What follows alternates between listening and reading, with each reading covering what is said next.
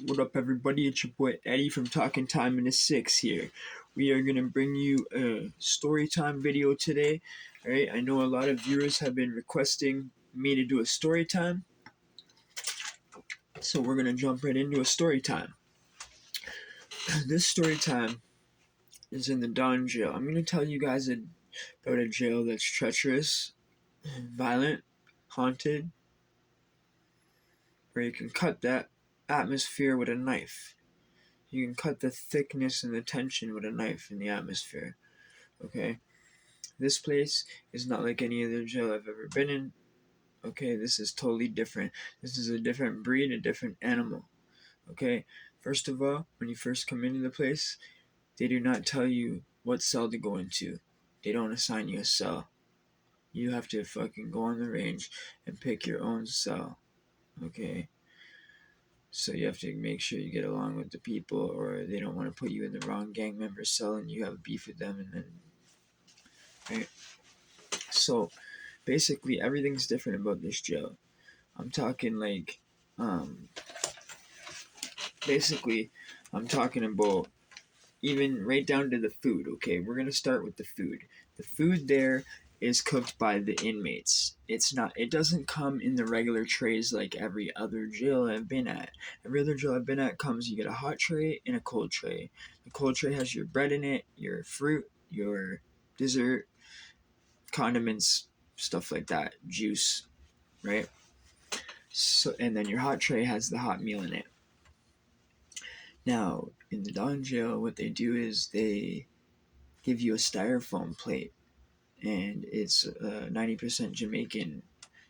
Toronto's a big Jamaican population, and the cooks that were in the kitchen when I was there were Jamaican, and they loved to cook what they want. They used to get to cook what they wanted. They pick what they wanted to cook. We had chicken and rice 3-4 times a week. We had chicken 5 nights a week, and like it was good. They, like curry goat curry chicken, all that, like big portions too. The biggest portions I've ever had, and the best food I've ever had. But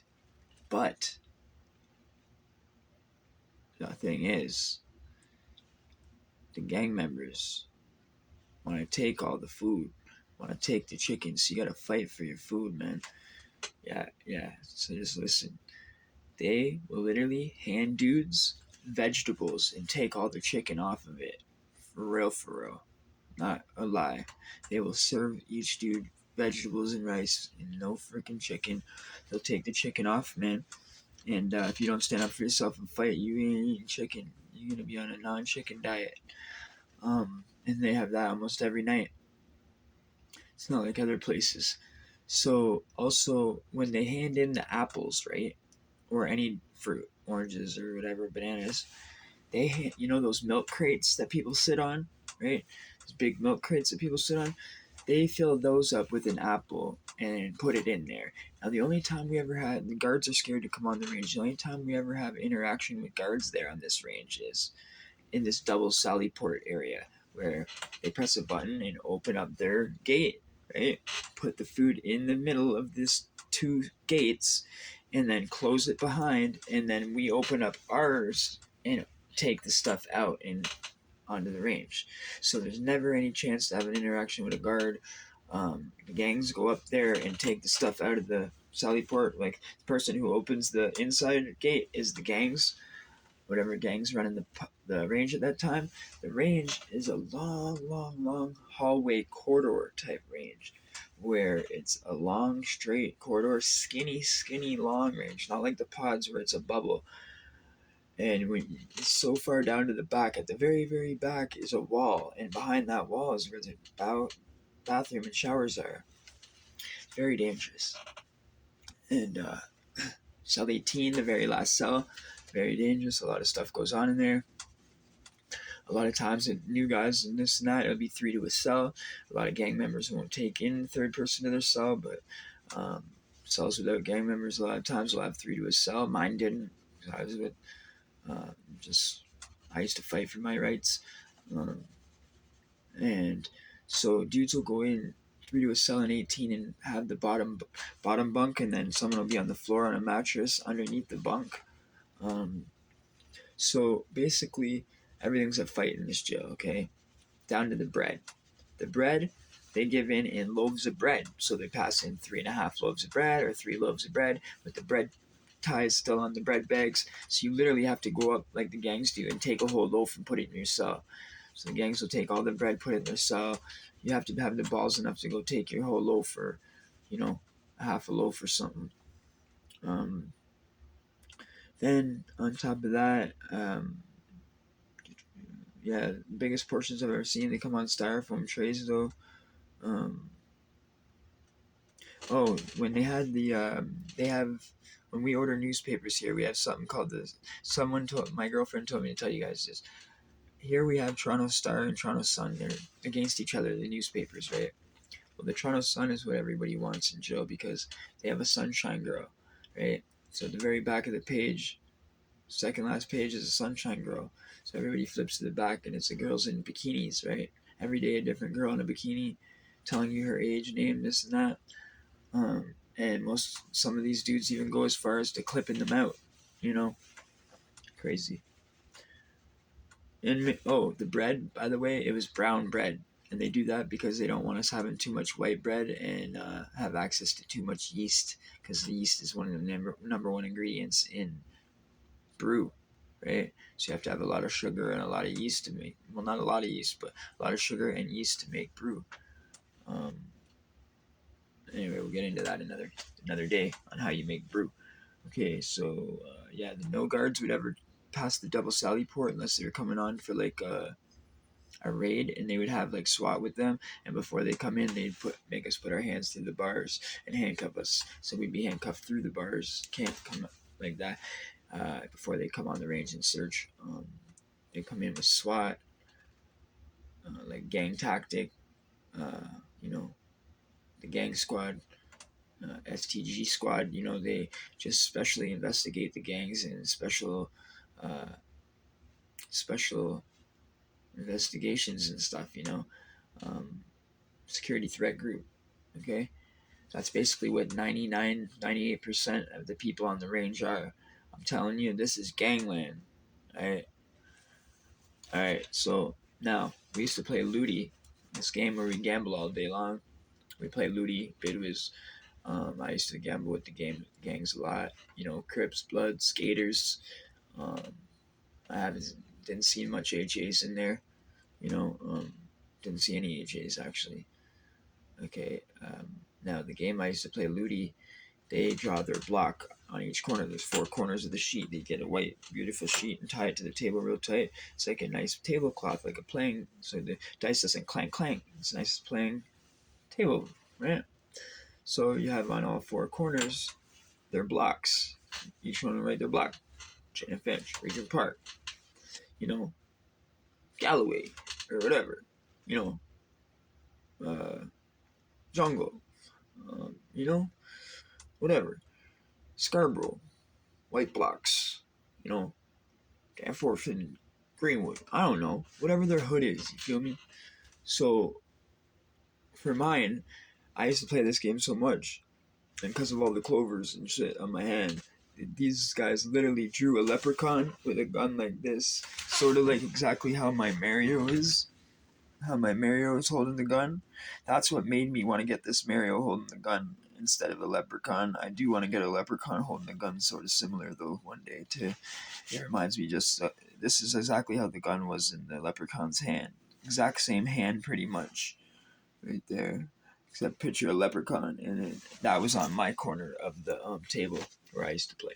That was real cool, and it said IRA rash, like eye rash, like IRA SH, but it had like a dollar sign where the S and H. It was really cool with like clovers on it. It was really neat. Pot of gold. Really cool, man. Okay. Um, Now the morning juice. The morning juice in this place is treacherous because in the other jails it comes in your tray, cold tray, right? Last thing you want to do in the morning is be fighting for juice, right? Well, in this jail you had to. If you wanted juice, you're gonna have to fight for it. what would happen is they bring in one big jug, put it at the front, right? Now, most guys wouldn't even know, but other guys would rush right up to it with 3 or 4 pop bottles, right? Fill up their pop bottles for night. Most new dudes only have little styrofoam cups. They haven't ordered canteen or anything like that and have bottles, right? So these dudes fill up 2, 3 bottles of juice, and then by the time they do that, that's like 3 people worth, right? And you're supposed to only have a styrofoam cup. So gang members taking 3 bottles each. So I would take 2 bottles. Um, my celly would take 2 bottles. You see what they're doing, and it's like you got to do it, or else, you know what I mean? It's like, well, if they're doing it, I'm doing it. I wasn't gonna do not. I wasn't gonna let anyone do anything, take anything that I wasn't gonna have my own stuff. You know what I mean? So even so anyway, they would do that all the time because at nighttime we would go in our cells and smoke at the end of the night after lockup for cleanup, after drug up and all that. They come around with extra dessert late at night after everyone's locking their cell after the cleanup for the night. Um, Everyone goes in their cells, the gang stay out, they clean, and they hand out jug up. Now, they used to hand it out to the gang halfway down and then the other way halfway back up and leave all the ones that weren't and didn't get. But the people that fought for theirs, they used to actually take R2 and walk it down to us. And it's just crazy. And so we would put our snack, our jug up to the side, and my homie, I'm not gonna say his name, but this homie with gold teeth, he used to come up and be like, "Yo, this light skinned dude," he'd be like, "Yo, here's a book bop. Give me a book bop." And a book bop was a cigarette and a joint in 2 different little packages, and it was sick. And I roll up I take half the weed out, half the cigarette out, roll up a cigarette, roll up a joint. This is before I quit cigarettes, obviously. This is way long ago, years ago. I'd smoke a cigarette, smoke my spliff, and then I would fucking have my juice. I would have my snack, have my canteen. I had my shit set, right? But a lot of guys did not last in the dawn. They would check in, they would get extorted, they would fucking. Some of these gang members didn't really have a lot of money. And if you get the wrong gang member in charge, like this certain one that I'm thinking of, this dude was just real broke, and he used to take everything, yo. This dude would take everything, and Saran wrap comes over all the fruit and all the jug up and everything. Um, Saran wrap comes over everything in the dawn, and so and thick layers too. They do it on purpose down in the kitchen. So basically, Saran wrap is like a never-ending stream of Saran wrap. So that's how they wrap up packages, knives, this, that, the third. It's very easy to make stuff with Saran wrap. You can make shit tight. Like if you want to pull it tight, you know. Um,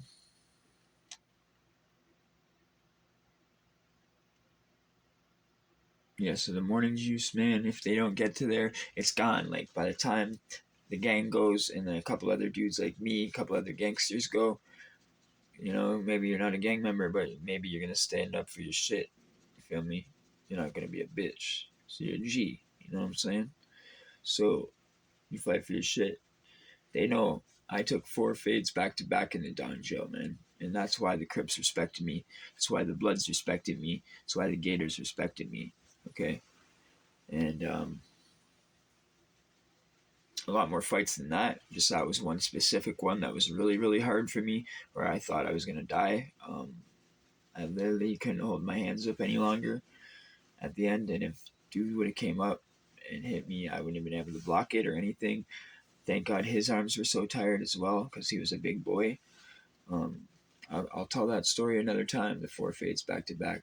It's on the channel right now in the fight playlist if you want to find it. But I'll retell it and it'll be the exact same. All right, everybody. Hope you enjoyed this little story time. I appreciate you coming to listen. And isn't that crazy the way how the Don Joe is with the food, with getting things, you know, everything's like that there. The phone, right down to anything. You got wicks hanging from the ceilings, you know.